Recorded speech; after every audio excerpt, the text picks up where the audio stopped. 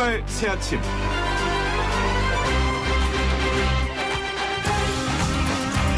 어제는 참 오랜만에 반가운 친구로부터 연락을 받았습니다. 친구 목소리를 듣다 보니 예전 생각도 나고 어떻게 변했나 얼굴을 보고 싶기도 했죠. 그런데 말입니다. 정작 약속을 정할 때가 되니까 뭔가 부담스러운 겁니다. 언제 식사나 한번 하자 이런 말로 마무리를 지으면서 문득 서글픈 생각이 들더라고요.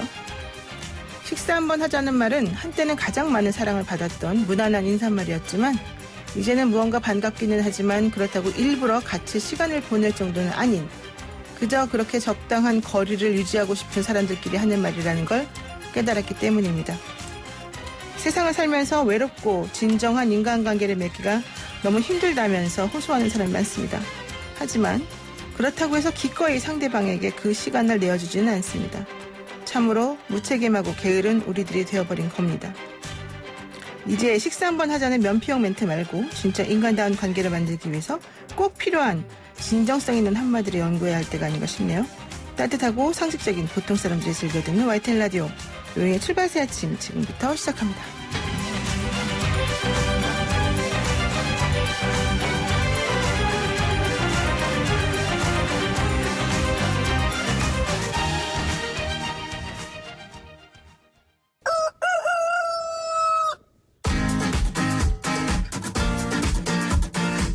어디서든 꼭 끼어들 수 있는 오늘의 뉴스 꼭 끼워. 네, 매일 어디서든 꼭 끼어들 수 있는 오늘의 뉴스를 골라서 정리해주는 시간. 오늘은 정말 꾀꼬리 같은 목소리의 송섬이 아나운서와 함께하겠습니다. 안녕하세요. 안녕하세요. 네, 진짜 꾀꼬리 목소리 한번 내보세요. 안녕하세요. 아침에 안 되네요. 네. 자, 오늘은 어떤 소식을 준비하셨습니까? 네, 오늘은요. 어제 하루부터 또 오늘 아침까지 이슈가 된 인물들을 중심으로 몇 가지를 소개해드리려고 해요. 첫 번째는 추미애 법무부 장관입니다. 네. 소식이 굉장히 많았죠. 추 장관이 윤석열 검찰총장의 건의를 바로 걷어찬 게 이슈가 됐는데요. 네. 지난 2일에 추 장관이 채널A 기자의 협박성 취재 의혹 사건과 관련해서 지휘권을 발동을 했는데 윤 총장이 이에 대해서 독립적인 수사본부 구성을 건의했습니다. 네. 그런데 이에 대해서 추 장관이 한 번 더 지시를 이행한 걸로 볼 수 없다라고 한 번 더 거절을 했는데요. 네. 이건 뭐 내 지시의 이행이 아니다. 사실상의 거부 의사였습니다. 그러니까는 독립적 수사본부를 구성하겠다는데 왜 추 장관이 이걸 또 안 받아들이냐 이런 얘기가 나오지만 실질적으로 윤 총장이 얘기한 것은 현재 있는 중앙지검의 수사팀을 모두는 아닙니다. 일부 배제시키고 서울 고검장이 주도가 되어서 수사팀을 다시 꾸려라. 네. 이런 얘기였기 때문에 추 장관이 얘기하고 있는 현재 수사하고는 수사팀 별 문제 없는데 왜 자꾸 간섭하느냐. 거의 간섭을 거두어 들여라. 이렇게 말한 거하고 안 맞는다는 거죠? 네, 맞습니다. 추 장관이 사실 그 전에 2일에 지휘권을 발동을 했었어요. 그렇군요. 채널A 사건과 관련해서 전문 수사 자문단 심의 절차를 중단을 해라. 일단 그렇게 말을 했고 이후에 서울중앙지검 수사팀이 대검 같은 상급자의 지휘나 감독을 받지 않고 독립적으로 수사한 뒤에 결과만 윤 총장에게 보고를 해라라고 지휘권을 발동을 했는데 윤 총장이 이에 대해서 바로 6일 동안 이제 뭐 고심을 한 끝에 교심을 했겠죠? 입장 표명을 한 걸로 보입니다. 그러니까 어제 나온 걸 보면 뭐 그렇게까지 새로운 것도 아닌 것 같고 특이한 것도 아닌데 6일이나 걸렸어요. 이게 너무 장고를 둔 건데 뭐 여러 가지로 생각이 많았나 봐요. 아무래도 윤 총장하고 추 장관이 계속 대립각을 세웠기 때문에 이번에는 절충안을 내려고 노력한 게 아닐까라는 입장도 좀 있었어요. 하지만 또 일각에서는 뭐 꼼수다라고 비판하는 경우도 있었고요. 일단은 뭐 추 장관은 이전에도 페이스북을 통해서 바른 길을 두고 돌아가지 않겠다. 산사에 들어갔다. 뭐 이런 얘기를 하시면서 수사 지휘권 관철시키겠다라고 했었거든요. 그리고 또 이 내용에 대해서도 사실상의 수사팀 교체, 변경을 요구하고 있는 거다. 이거는 뭐 내 지시 이행이 아니다라고 못 박은 상태고요. 그렇죠. 그래서 사실은 이제 어제 추 장관이 윤 총장에게 오늘 10시까지인가요? 네. 답을 달라고 최후 통첩을 했었잖아요. 네. 그래서 윤 총장이 오늘 말할 줄 알았는데 어제 저녁에 갑자기 기자들에게 문자를 돌려서 말을 했단 말이에요. 그런데 그거를 또 곧바로 한 1시간 반 정도 지난 다음에 추 장관이 이거는 아니다. 다시 해라. 뭐 이런 얘기를 했기 때문에 오늘 오전 10시경에 윤 총장이 또 다른 입장을 표명할지 아니면 끝까지 상호 간의 이런 대립을 이어갈지 이게 지금 좀 궁금한 사안이 됐습니다. 네. 자, 두 분의 입장은 정확히 어떤 차이가 있다고 볼 수 있습니까? 뭐 독립적인 수사본부 구성 부분에서 극명한 차이가 좀 있는데요. 네. 윤 총장은 뭐 법무부 장관의 지휘를 존중한다라고 말을 하면서 이번 사건의 진상이 명확하게 규명되려면 독립적인 수사본부를 구성하자라고 얘기를 했는데 그러면서 이제 본인이 지휘 라인에서 빠지고 결과만 보고받는 점에서는 추 장관의 지휘와 부합을 합니다. 하지만 이 독립적인 수사본부 구성이라는 그 자체가 추 장관의 지휘를 전부 수용하지 않겠다는 말이잖아요. 네. 그래서 결국에는 추 장관은 이 부분을 지적을 했고 또 게다가 윤 총장의 최측근인 또 검사장이 연루된 사건이다 보니 손을 떼라 뭐 이런 의미로도 볼 수 있고 뭐 또 대검에서는 장관의 수사 지휘가 위법하다, 부당하다 뭐 이런 지적도 있었는데 이건 역시도 명분 쌓기다라고 이야기를 하고 있습니다. 그렇군요. 이제 어제 나온 것을 보고 한쪽에서는 이 정도면 훌륭하다 이렇게 얘기한 사람들도 있었고요. 또 한쪽에서는 완전 꼼수다. 네. 머리를 이렇게 쓰냐 뭐 이런 얘기도 있었습니다. 어떤 평가가 맞는 건지 잘 모르겠지만 어쨌든 둘의 갈등 상황은 계속 이어질 것 같은데 앞으로 어떻게 전개가 되겠습니까? 네, 뭐 일단 말씀하신 것처럼 오늘 오전 10시 최후 통첩을 기다리긴 해야 될 것 같고요. 게다가 윤 총장이 아직까지 뭐 정확하게 뭐 입장을 완전히 표명한 건 아니지만 대검이 뭐 내부 논의를 다시 진행하겠다라고 밝혔고 또 검찰 내부에서도 뭐 윤 총장의 건의가 굉장히 반박하기 힘든 거다라고 평가를 하고 있어요. 그러면서 추 장관이 구체적인 설명을 해줘야 한다라고 입장을 밝힌 상태입니다. 네, 그러니까 어쨌든 독립적으로 구성하고 나는 보고만 받겠다. 이거는 자기가 간섭 안 하겠다는 걸 뜻하는 건데 뭐가 문제냐. 뭐 이제 이런 얘기를 지금 일부에서 하고 있다는 거죠. 오늘 오전 10시까지 저희도 한번 기다려보겠습니다. 네. 그리고요, 두 번째 이슈가 된 인물은 누굽니까? 네, 두 번째 인물은 고 최숙현 선수인데요. 네. 사실 이 이야기는 너무나도 잘 알려져 있고 계속 뉴스에 나오고 있기 때문에 많은 분들이 안타까워하고 있는데 이번에는 가해자에게 좀 포커스를 맞춰볼까 해요. 아, 그래요? 얘기 좀 해보시죠. 지금 이 가해자로 지목되고 있는 게 경주시청 3인방이잖아요. 네. 누구죠? 3인방? 경주시청 3인방이 뭐 감독, 선수, 그리고 주장인데요. 이 세 명이 계속해서 책임을 회피하는 모습을 보이고 있어서 논란이 되고 있어요. 이들이 지금 가족의 탓을 하고 있습니다. 그러니까 감독, 뭐, 팀닥터, 그다음에 주장, 뭐, 이제 이런 사람들이, 고 최숙현 선수의 직접적 가해자다라고 알려졌는데, 네. 이 사람들은 어제 그제 뭐 계속해서 입장 표명을 하는 것이, 아니다. 우리가 잘못해준 게 아니라 가족하고 사이가 되게 안 좋았기 때문에 불안장애를 느꼈고, 네. 이 때문에 극단적 선택을 한 건데 왜 우리한테 책임을 돌리느냐 이 얘기를 했다는 거잖아요. 맞습니다. 근데 그렇게 사이가 안 좋았습니까? 가족하고? 뭐 그들이 이야기하는 바에 따르면요. 뭐 2017년 5월에 최 선수가 운동을 그만두겠다라는 말을 했었대요. 너무 힘이 들다고.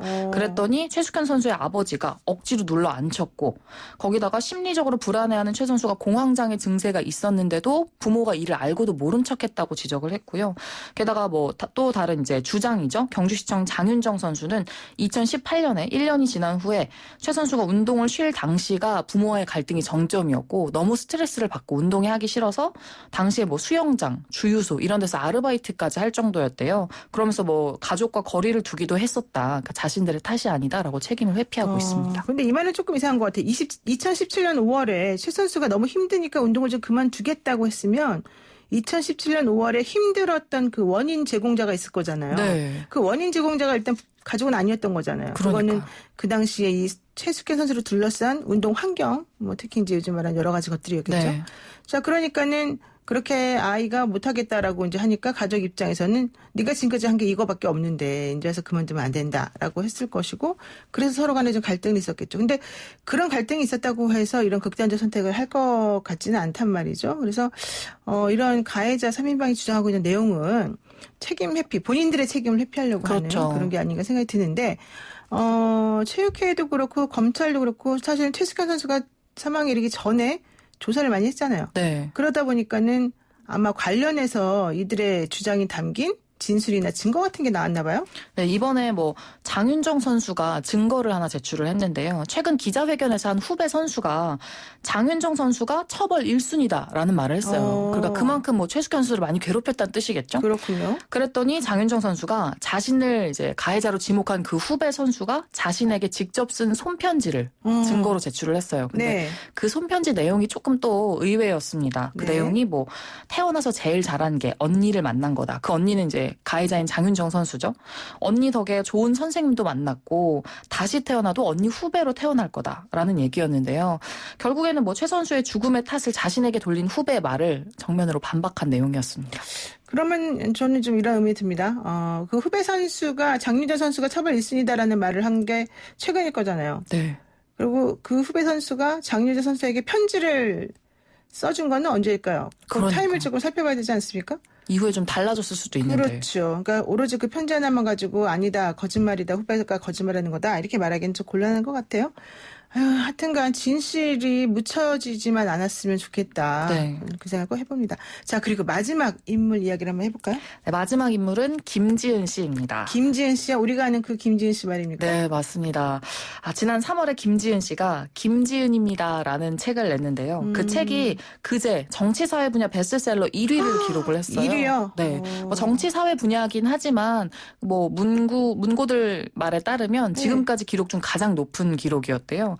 근데 뭐 이 책 내용이 안희정 전 충남도지사의 수행비서였던 김지은 씨가 성폭력 피해를 세상에 알리고 대법원 유죄 판결을 받아내기까지의 544일간의 기록을 담은 책입니다. 네, 544일간의 기록을 담은 책. 이 책이 지금 베스트셀러 1위가 되었고 상당히 영향력을 행사하고 있는 것으로 보이는데 왜 갑자기 3개월 지나서 이슈가 되고 있습니까? 네, 이번에 안전지사가 모친상을 당했어요. 네. 그런데 그 모친상을 당한 안전지사에게 문재인 대통령 부부가 조화를 보내고 유력 정치인들이 조문을 했어요. 그랬죠. 근데 그 모습을 보고 좀 20, 30대 여성들이 분노를 표출하면서 그들 사이에서 김지은 씨 책을 사자. 뭐 이런 얘기가 나오고 또 소셜미디어에다가 샵 김지은입니다라는 해시태그를 달고 그 책을 구매한 걸 인증샷을 올리는 게시글들이 좀 잇따라 올라온 거예요.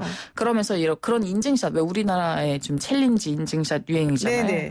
그러면서 교보문고에 따르면 구매가 굉장히 증가를 했고 그중에 30대 여성 비율이 33%, 20대 여성이 24%에 달했다고 합니다. 와, 그러니까 20, 30대 여성들이 사실은 이제 이 책을 적극적으로 구매하는 구매층이고 네. 이걸 하나의 사회 운동으로 지금 보고 있다는 거네요. 네. 알겠습니다. 네, 오늘 소식 여기까지 듣겠습니다. 고맙습니다. 감사합니다. 네, 지금까지 꼭 끼워 뉴스 브리핑 송섬이 아나운서였습니다.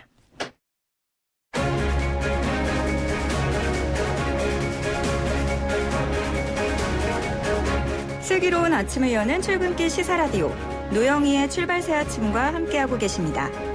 지금은 청취율 조사 기간입니다. 청취율 조사 전화를 받으시면 YTN 라디오 노영희의 출발 새 아침, YTN 라디오 노영희의 출발 새 아침이라고 꼭 말씀 부탁드립니다. 청취율 조사 전화에는 노영희의 출발 새 아침 잊지 마세요.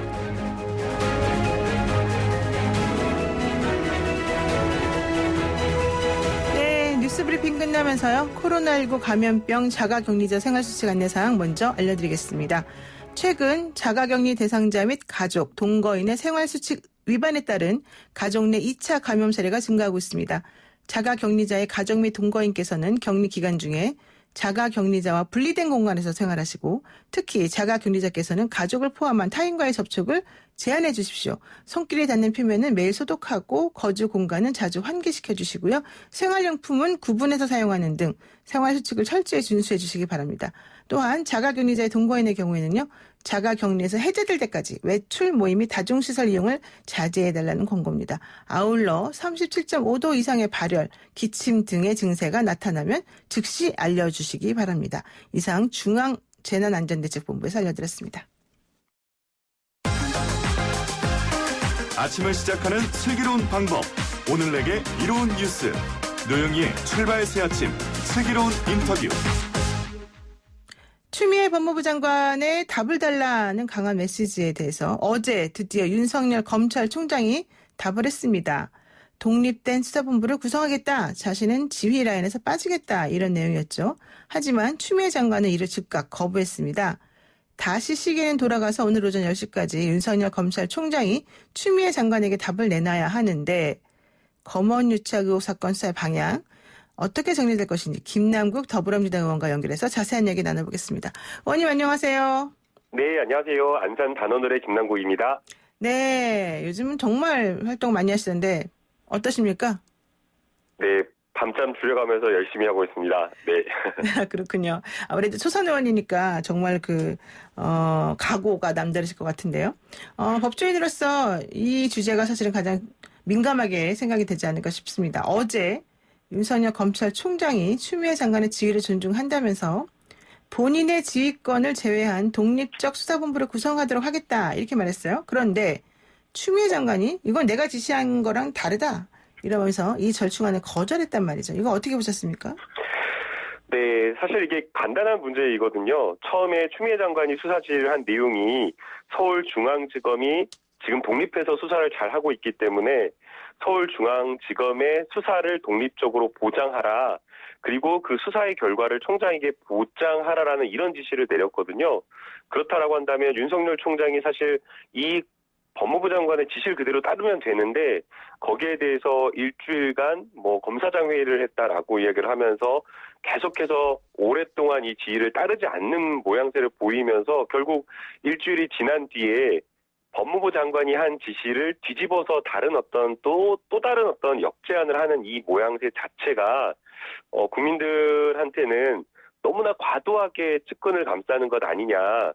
오히려 이런 어떤 검언유착과 관련된 사건이 터졌을 때 국민 누구라도 상식적인 눈에서 본다면 측근에 대한 수사니까 그리고 검찰의 수사에 대한 신뢰성에 굉장한 문제를 제기하는 사건이니까 더 철저하게 수사하라, 더 엄격하게 독립성을 지켜주는 그 모습을 보여야 되는데 이상하게 이렇게 법무부 장관과 충돌하는 모습을 보이고 있기 때문에 조금 이해할 수가 없는 것 같습니다. 그런데 이제 일각에서는 이런 얘기도 나옵니다.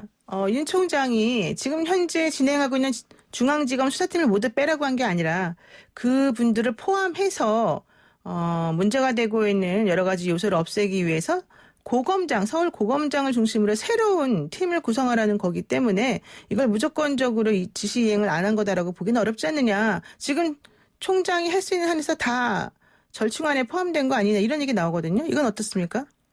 결국에는 수사팀이 수사를 잘할 수 있도록 하는 그 원칙, 수사의 독립성을 지켜주는 그 원칙대로 가는 게 맞다라고 보이는데요. 이게 윤석열 총장이 처음에 이 사건이 터졌을 때 6월 3일자 서울중앙지검에 공문을 보냈더라고요. 그 공문 내용을 보면 서울중앙지검이 독립되어서 수사를 하라.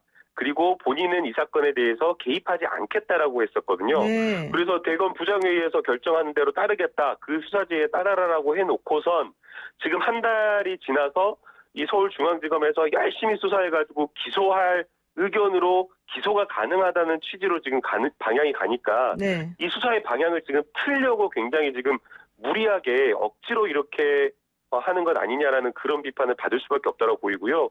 도대체 이 검찰총장이 검찰 조직을 생각하는 것인지 아니면 본인의 측근을 감싸기를 더 중요하게 생각하시는 것인지 이런 부분에 대한 문제 제기를 할 수밖에 없다고 보이고요.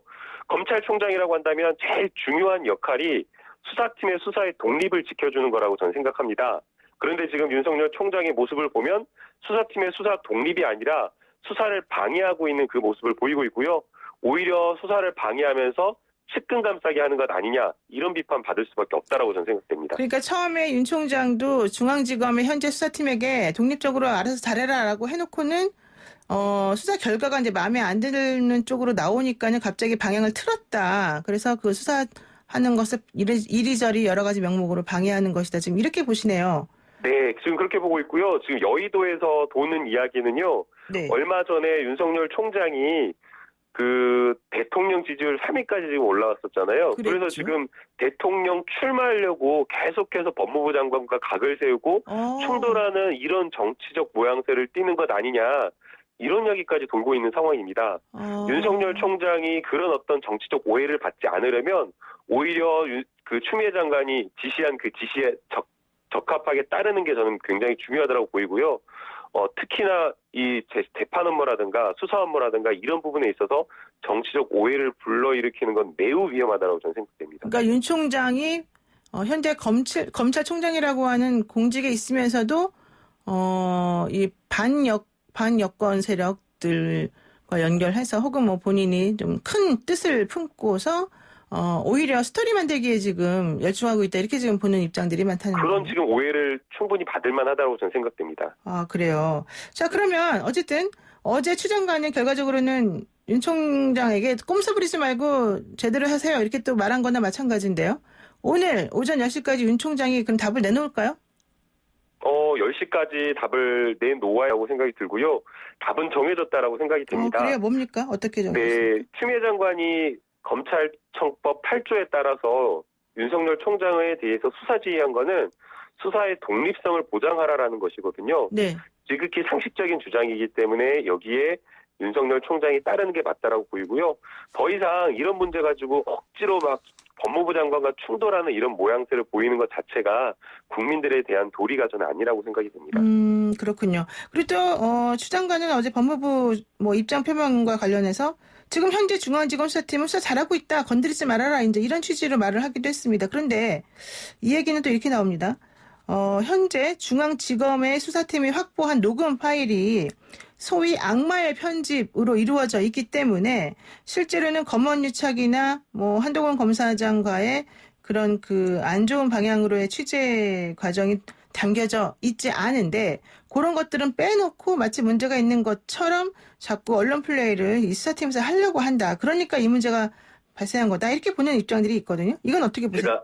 제가 선거 치르느라 이 녹취록 내용이나 기사를 사실은 처음에 터졌을 때 잘 팔로우를 못했었거든요. 네. 그런데 상임위 현안 질의하면서 녹취록 내용을 좀 살펴봤습니다. 네. 근데 그 녹취록 내용이 진짜 국민 여러분들이 직접 찾아보시면 깜짝 놀랄 정도로 매우 심각한 내용입니다. 이게 국회의원들이 따로 녹취록을 가지고 있는 게 아니라 보도된 내용만 보더라도 매우 심각하고요.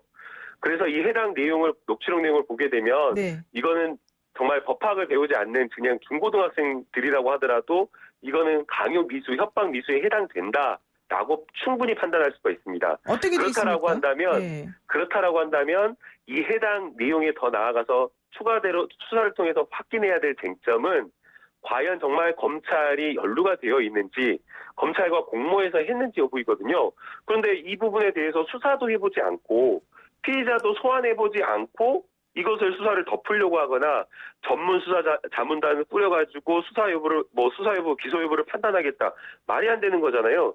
적어도 기소냐 불기소냐 여부를 판단하려면 수사를 해보고 거기를 판단해야 되는데 피의자 소환조차 하지도 않고 수사도 제대로 하지 않고 이걸 덮으려고 하니까 문제인 거죠. 지금 의원님께서는 녹취록을 보면 누구라도 협박이나 강요가 있었다는 것을 알 정도다라고 말씀하셨는데 구체적인 어떤 부분이 있습니까?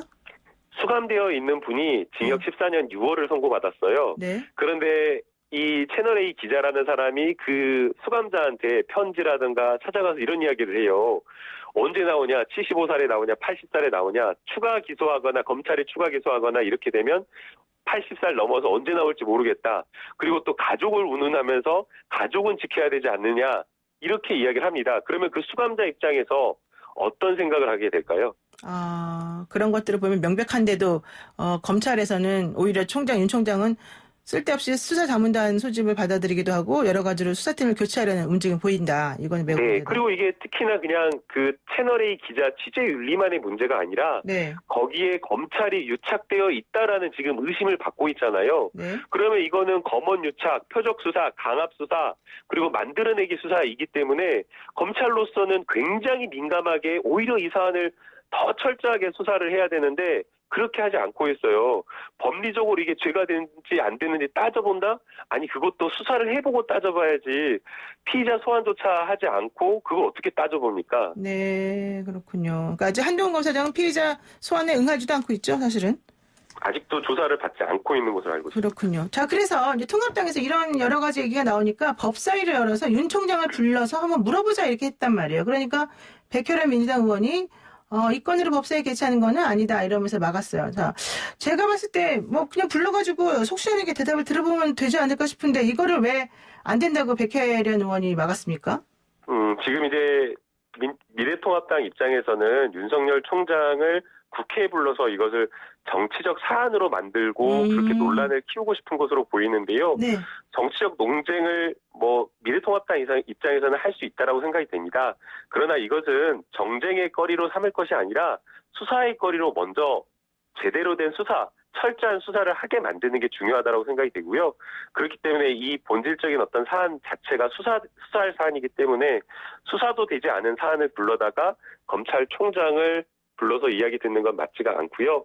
과거에도 야당들이 검찰총장을 막 불러서 뭘 하려고 했기는 네. 했지만 한 번도 국회에 불러서 한 적은 없었기 때문에 적절하지 않은 사안이라고 저는 생각합니다. 그러니까 통합당에서 윤 총장을 부르자고 하는 거는 정말 시시비비를 가리고자 하는 게 아니라 오히려 정치적 현안으로 만들어버리겠다라고 하는 의도가 있기 때문에 여기 능하면 안 되는 거다. 이거고. 네, 이거는 수사를 지금 아직 수사 중인 사건이잖아요. 근데 네. 수사도 되지 않은 사건을 국회에서 국회의원들이 수사할 것도 아닌데 불러서 뭐 합니까? 그렇군요. 네. 자, 그리고 또 통합당에서는 윤석열 총장을 완전히 배제하는 식의 수사 지휘를 했다면서 추미애 장관을 오늘 고발하겠다는 입장을 밝혔습니다. 이건 어떻게 보세요? 이것도 결국에는 논란을 만들어서 정쟁화하겠다라는 그런 의도가 깔린 것으로 보이고요. 네. 이게 검찰총장의 수사 지휘를 배제하는 것이 아니라 검찰총장에게 수사의 독립성을 지키는 수사 지휘를 하라라고 이야기를 한 겁니다. 그러니까 이것은 검찰총장의 수사 지휘를 배제했다 이런 어떤 논리적인 이야기가 성립되지 않는다라고 보이고요. 그리고 아까도 말씀드렸지만 검찰총장이 스스로가 이게 본인 측근과 관련된 사건이기 때문에 6월 3일자 공문에서 수사 지휘하지 않겠다라고 이야기를 했습니다. 네. 그리고 검찰 행동 윤리 강령을 보게 되면요. 직연이라든가 학연이라든가 이러한 부분에 있어서 연관되어 있는 사람이 수사 대상에 있으면 본인은 그 수사에서 배제되는 것이 당연하게 그 행동 강령으로 나와 있습니다. 이게 행동 강령이 없다라고 하더라도 너무나 상식적인 이야기이기 때문에 네. 오히려 검찰총장이 비껴 있는 게 맞다라고 전 보입니다. 그럼 지금 통합당에서 추 장관을 고발한다면서 얘기하는 윤석열 총장을 배제하는 수사 지휘는 부당하다. 이거 자체가 지금 잘못이라는 거예요? 네, 그렇습니다. 그렇군요. 네, 또 요즘 정치계 뜨거운 이슈 하나 여쭤보겠습니다. 청와대 고위공무원들이 다주택자가 많다. 민주당도 총선 전엔 다 처분한다고 하는데 지금은 왜 모르쇠로 일관하냐 이런 얘기 나옵니다. 이거 어떻게 보십니까? 네, 모르쇠로 일관한 건 아니고요. 당시 이제 총선 전에 다주택자들이 이제 서약을 한 게 기한을 2년을 준다라는 그렇죠, 거였습니다. 2년. 네. 예, 이제 저 같은 경우는 무주택자니까 해당 사항이 없는데요. 그런데 저는 그 부동산 정책에 대한 신뢰를 회복하기 위해서 여야 국회의원, 고위공무원들이 당장이라도 저는 집을 팔아야 된다라고 저는 생각이 들고요. 이게 많은 국민들이 생각하는 게 고위공직자나 국회의원들이 다주택자니까 본인들의 손해를 보는 그런 정책에 대해서 민감하게 강한 정책을 좀 펼치지 못한다라는 그런 비판을 많이 받고 있거든요. 그래서 저는 공적인 어떤 권력을 행사하는 고위직이라든가 국회의원이라고 한다면 더욱더 깨끗하고 청렴한 것이 중요하기 때문에 이 부동산 정책에 대한 신뢰와 국민에 대한 신뢰를 회복하기 위해서라도 다주택과 관련된 부분은 빠르게 해소하는 게 저는 필요하다고 봅니다. 주택을 소유하고 아니고는 사실은 개인의 사유재산과 관련된 부분들이 연결이 되어 있는데 이렇게까지 팔아라 말아라 이렇게 하는 것은 옳지 않다. 이거 무슨 자본주의 사회에서 이게 웬 말이냐 이런 얘기를 하던데요, 통합당은. 이게 주호영 원내대표께서 그런 말씀을 하셨는데요. 이게 강제로 팔게 했다라고 한다면 그게 이제 헌법 논란이 위헌 논란이 될 수가 있는데 권고하는 거잖아요. 네. 아니 누가 고위직 공무원 하라고 했나요? 고위직 공무원 하기 싫으면 그냥 다주택 보유하면 됩니다. 근데 고위직까지도 하겠다라고 하면서 권력도 누리고 돈도 벌고 이렇게 하겠다라고 하니까 국민들 입장에서는 열불이 나고 화가 나는 거거든요. 청렴한 국회의원, 청렴한 고위직 공무원들을 보고 싶어 하는 것이 국민들의 저는 마음이라고 생각이 됩니다. 최소한 이런 어떤 높은 자리에서 공적인 어떤 권한을 행사하겠다라고 한다면 이런 부분에 있어서는 국민 눈높이에 맞는 그런 어떤 모습을 보여주는 게 저는 필요하다고 보이고요. 헌법 논란은 정말 상식적으로 말이 안 되는 이야기고 주거와 관련된 부분 특히나 정말 아주 중요한 어떤 주택과 관련된 이 부동산에 있어서 만큼은 여기가 정말 북한이냐라는 생각이 들 정도로 강력한 규제, 그래서 정말 이 부동산으로는 절대 수익을 낼 수 없다라는 그런 인식이 확고하게 자리 잡힐 수 있도록 더 강력하고 센 정책이 저는 나오는 게 필요하다고 보입니다. 6.17 부동산 대책이 발표된 이후에 사실은 부동산 대책 관련된 민심이 여당에게 별로 우호적이진 않은 것 같은데요. 이 문제의 본질은 정확히 뭘까요, 그러면? 네, 집값 폭등이라고 저는 생각이 들고요. 부동산 정책을 여러 번 내놨지만 오히려 부동산 값이 잡히지 않고, 집값이 잡히지 않고 계속 폭등하고 있기 때문에 부동산 정책에 대한 신뢰가 땅에 떨어졌고, 또 그 다음에 국민들이 조급함을 또 느끼는 겁니다. 지금이라도 집을 못 사면 아예 진짜 이제 큰일 나는 건 아니냐라는 그런 불안감 때문이라고 생각이 되는데요.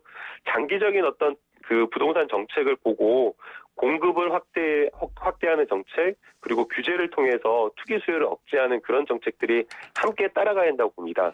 아울러서 지금 이 부동산 정책을 보게 되면 집값이 폭등하면 또 조금 땜지식 정책을 내놓고, 또 폭등하면 땜지식 정책을 내놓고, 이런 식으로 해왔는데 그렇게 할 것이 아니라 보다 강력하고 확실하고 장기적인 부동산 정책을 한 번에 내놓는 게 중요하다고 보입니다. 네, 알겠습니다. 오늘 말씀 여기까지 듣겠습니다. 고맙습니다. 네, 감사합니다. 네, 지금까지 김남국 더불어민주당 의원이었습니다. 네, 노영의 출발 새 아침 1부 순서 마치면서요. 청취율 조사 안내드리겠습니다. 청취율 조사 전화를 받으시면 어떻게 해야 되는지 아시죠? YTN 라디오 노영의 출발 새 아침, 노영의 출발 새 아침 열심히 잘 듣고 있어요. 이렇게 대답을 꼭 해주시기 바라고요. 청취율 조사 이벤트 진행합니다. 지금 듣고 계신 YTN 라디오 노영의 출발 새 아침 청취 인증샷을 사진 첨부 100원의 유료 문자 샵 0945번으로 보내주시면 됩니다. 주파수 94.5 라디오 사진도 좋고 앱 캡처샷도 좋고요. 보이는 라디오 인증샷도 좋고 또 본인 얼굴을 보내셔도 됩니다. 보내주신 분들 중에서 추첨을 통해서 커피 기프티콘 1인당 2매씩 보내드리고요. 제가 기획한 깜짝 이벤트도 있습니다. 3분을 더 추첨을 해서요. 각자 롤케이크 하나씩 또 보내드립니다. 히든 이벤트 많으니까요. 여러분 오늘도 노영의 출발 새 아침 응원해 주시고요. 여러분이 만들어가는 좋은 방송이라는 거 잊지 마시기 바랍니다. 저는 2부에서 뚱커벨과 함께 돌아오겠습니다.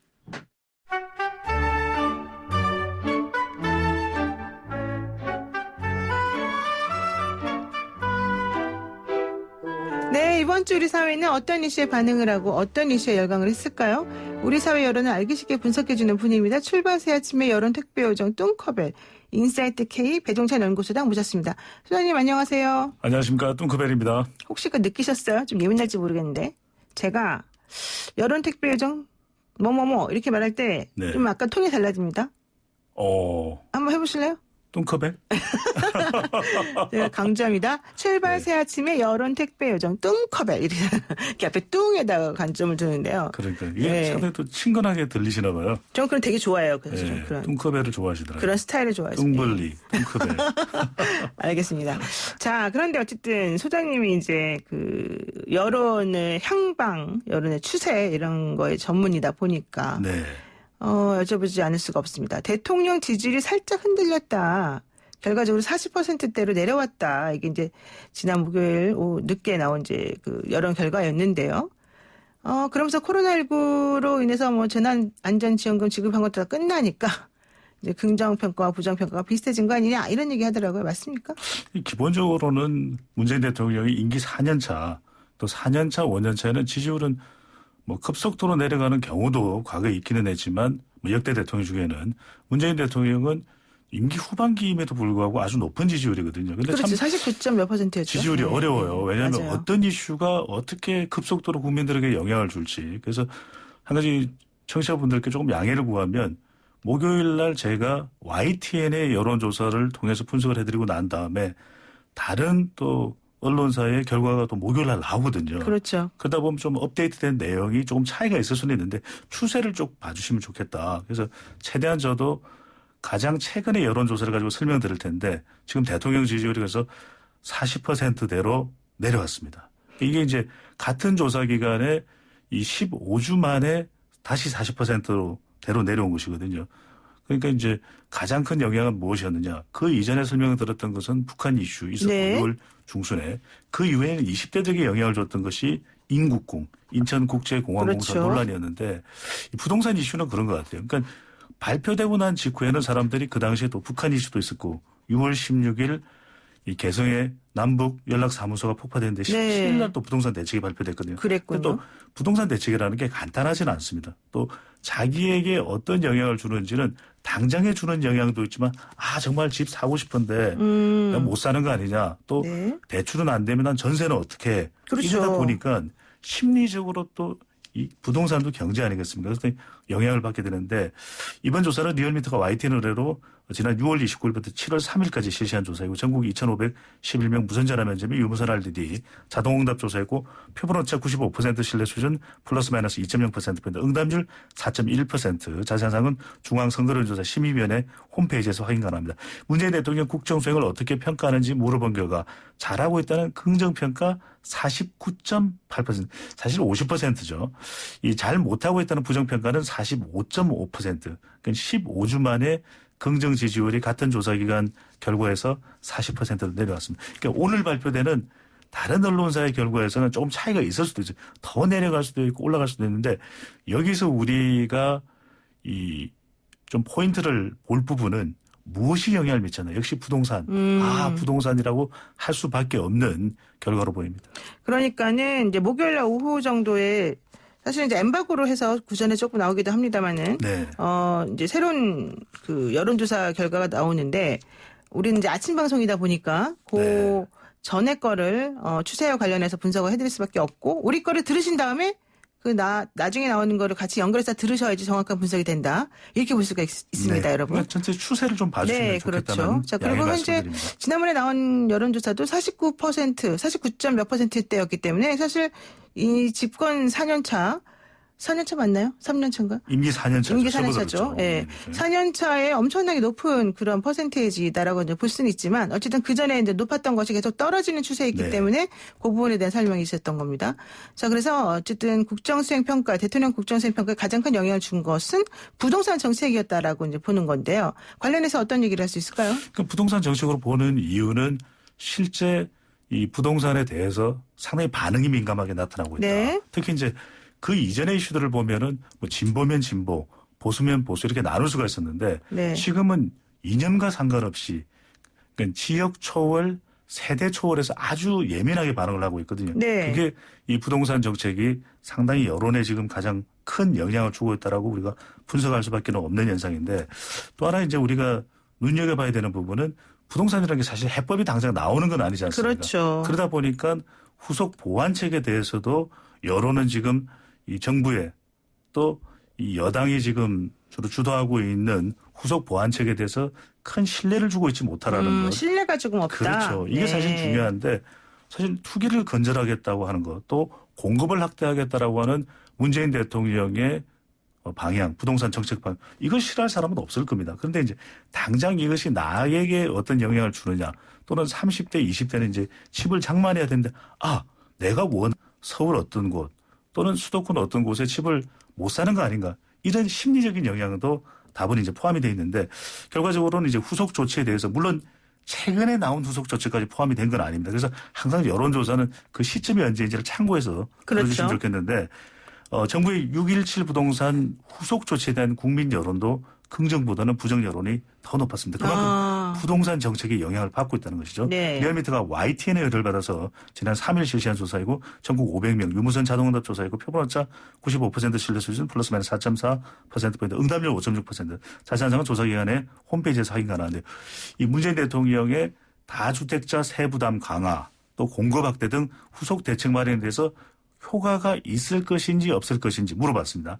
효과가 있을 것이다가 36.8%, 효과가 없을 것이다라고 하는 의견이 49.1% 거의 절반 가까이 나타난 거죠. 그렇군요.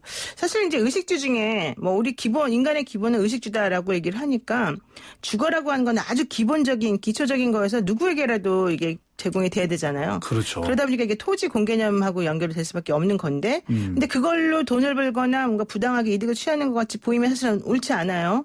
그렇죠. 그래서 더 이 부동산 정책에 좀 민감한 것 같습니다. 네, 그러니까 이게 당장에 어떤 영향을 주었다기보다는 어떤 영향을 받을 수 있다라는 그렇죠. 심리적 요인도 상당히 주고 있기 때문에 중요한 것은 정책적 소통도 필요합니다. 정책 소통을 잘해서 이 정책이 어떤 영향을 미칠 것이다. 또 현장의 목소리를 들어서 어떤 건 좀 보완을 할 필요가 있다. 이걸 조금 보완을 한 상태에서 발표를 했더라면 좋았을 걸. 그래서 지금 시중의 이야기를 한번 종합 분석을 해보면 6.17 부동산 대책보다는 차라리 이런 것들을 좀 다 종합 망라해서 7.17 부동산 대책으로 나왔더라면 어땠을까? 7.17. 네.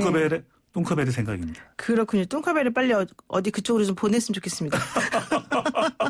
아니, 사신 방송을 하면 안 되니까. 네, 좀 사심이 좀 들어갔습니다. 자, 그런데요, 현실적으로 그래서 이제 여당과 정부에서 뭐 다주택자에게 부동산 처분하라 이렇게 얘기했는데 앞으로 이제 여론이 돌아설지 또 실질적인 대책이 될지 좀 봐야 될 것 같고요. 근데 집값이 너무 비싸서 사실 저는 이해가 안 가는데 자고 나면 막 1억씩 올라 이게 말이 됩니까? 아유, 참. 그러니까 저게 2000년대 초반에는 불과 뭐 3, 4억 했던 네, 서울 집값이. 그때는 그냥 살만했는데 그때도 사실 비싸다고 생각했지만 살만했죠. 지금 어디든 지금 불가능해요. 그러니까 네.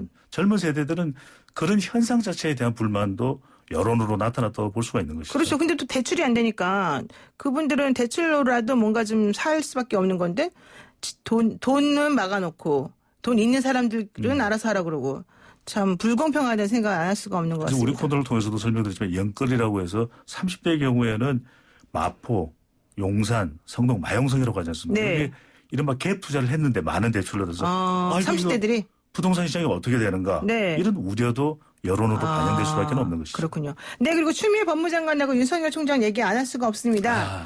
연일 두 사람의 이런 그 갈등 문제 이런 것들이 좀 얘기가 되고 있는데요. 자, 뭐 국민들의 인식이라든가 빅데이터 상에서 나타난 여론이라든가 어떻습니까? 부정적이에요. 그런데 뭐가 부정적이라는 어느 거예요? 한 사람에게만 부정적인 건 아닙니다. 지금 여론이 나타나는 것은 수사 지휘권을 발동을 했고 오늘 오전 10시가 정말 중요한 시점이 되지 않습니까? 네. 검찰총장은 의견을 제시했는데 이 건의에 대해서 이제 추 장관은 이미 이 거절을 한 상태고 과연 10시까지 이 추가 또 의사가 발표되느냐 검찰총장으로부터 윤 검찰총장. 그러니까 지금 여론은 최근에 실시됐던 조사, 뭐 구체적인 수치는 말씀 안 드리겠습니다만 두 인물 그러니까 추미애 장관과 윤석열 총장 모두 이 직무 수행을 얼마만큼 잘하고 있느냐 절반을 못 넘겼어요. 이게 이제 중도층에서는 조금 차이가 있긴 했지만 그래도 법무부 장관, 검찰총장은 또 검찰개혁 때문에 아주 중요한 이 자리에 있는 것이거든요. 그럼에도 불구하고 국민 여론은 두 사람 충돌하고 있으니까 오히려 검찰개혁이라고 하는 방향 이것보다는 부정적으로 나타났는데 문제는 이제 좀 바닥 민심을 우리가 훑어서 분석할 수 있는 빅데이터 상에서도 소셜 매트릭스 인사이트에 이 윤석열, 추미애, 윤석열 이름을 대입하면 부정이 거의 60% 70% 이상 나올 정도거든요. 그러니까 둘 다 싫다는 거 아니면 그렇죠. 한쪽만 둘 다 싫다? 결과적으로 이제 우리가 이것을 법리적으로 보자면 시시비비를 가리는 시도를 할 수 있겠지만 결과 국민들에게 나타나는 여론의 방향은 두 인물이 충돌로 미치기 때문에 다 부정적으로 나타나고 이것 자체도 결과적으로는 부동산 정책이 가장 국정 수행에 많은 영향을 주고 있지만 대통령 지지율에도 긍정적이겠어요? 아니겠죠. 부정적으로 당연히. 영향을 더 미친다고 봐야 네, 되겠죠. 좋습니다. 자, 시간이 없어서 오늘 여기까지 해야 될 것 같은데요. 네. 다음에 차기 대권 후보 관련해서 조금 얘기 좀 해주세요. 심정 분석하겠습니다. 네, 고맙습니다. 오늘 말씀 여기까지 듣기로 하고요. 지금까지 인사이트 K의 배종찬 소장이었습니다. 네, FM 94.5MHz YTN 라디오 노영희의 출발 새 아침. 여러분 지금 현재 듣고 계시는데요. 청취율 조사 이벤트 한 번 더 말씀드립니다. 지금 듣고 계시는 YTN 라디오 노영희의 출발 새 아침 청취 인증샷을 사진 첨부 100원 내 유료 문자 샵 0945번으로 보내주십시오. 추첨을 통해서 커피 쿠폰 1인당 2매씩 보내드리고요. 청취율 조사 기간 동안 숨겨진 히든 이벤트 진행 중인데요. 오늘은 롤케이크 선물 보내드립니다. 뉴스 들으시면서 청취율 조사 이벤트 많은 참여 부탁드리고요. 히든 이벤트는 매일매일 달라질 수 있으니까 꼭 귀 기울여 주시기 바랍니다. 저는 8시 정각에 다시 돌아옵니다.